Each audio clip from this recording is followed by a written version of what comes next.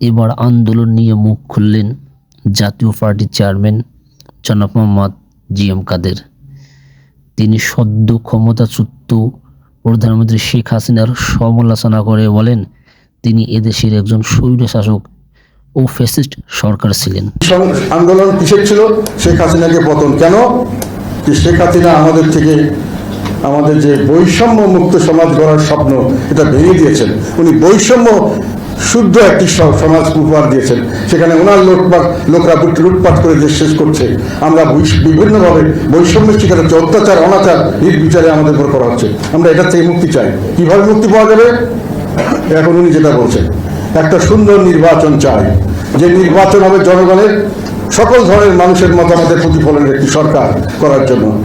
অবাধ, সুষ্ঠু, নিরপেক্ষ এবং অন্তর্ভুক্তিমূলক নির্বাচন চাই। কেন চান?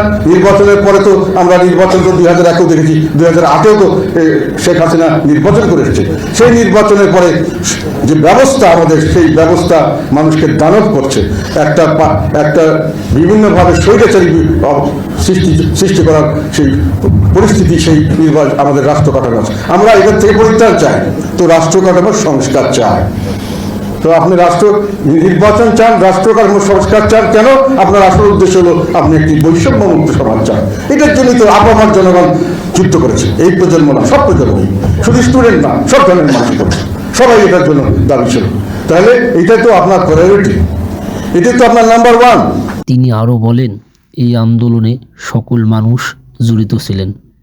ছাত্র জনতা থেকে শুরু করে আপামর জনতা, সকল স্তরের মানুষ এই স্বৈরাচারী শাসকের হাত থেকে রক্ষা পাওয়ার জন্য সেদিন মাটি নেমেছিল।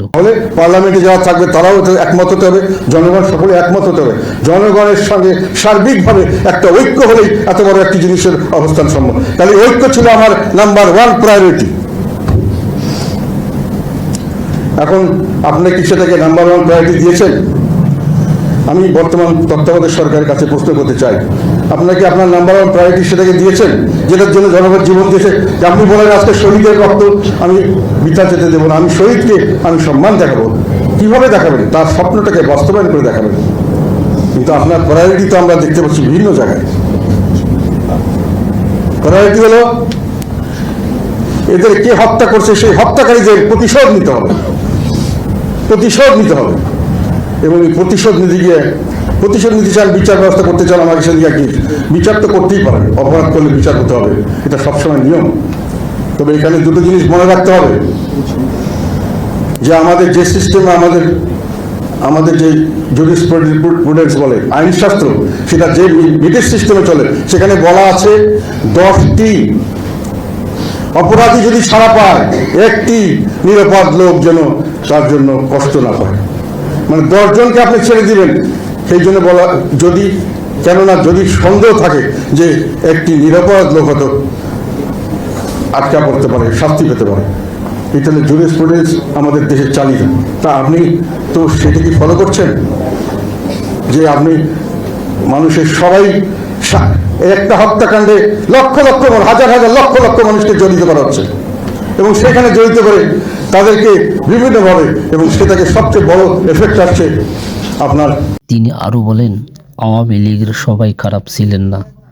যারা খারাপ ছিলেন কিংবা যারা হত্যাকাণ্ডের সাথে জড়িত ছিলেন, আপনি তাদের শাস্তির ব্যবস্থা করেন, কিন্তু দেখতে হবে কোনো নিরপরাধী মানুষ যেন শাস্তি না পায়। তাদের জায়গায় হ্যারাসমেন্ট করছেন, তারা ডিমোরালাইজ হয়ে গেছে।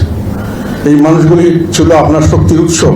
এটা করতে গিয়ে, আপনার প্রায়োরিটি চেঞ্জ করতে গিয়ে আপনি জাতীয় ঐক্য নষ্ট করার কথা পরে আসছি। আপনি প্রথমে করছেন আপনার হাত, শক্তিশালী হাতকে আপনি নুলো করে দিয়েছেন।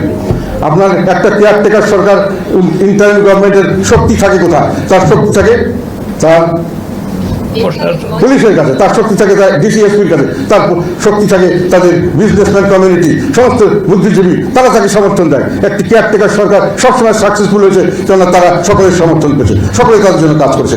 আপনাদের তো পাওয়ার বেস ছিল এই পুলিশ বাহিনী, আপনাদের পাওয়ার বেস হওয়ার কথা ছিল এই প্রশাসন, আপনাদের পাওয়ার বেস হওয়ার কথা ছিল জুডিশিয়ারি অ্যান্ড আদার থিংস। আপনাকে সকল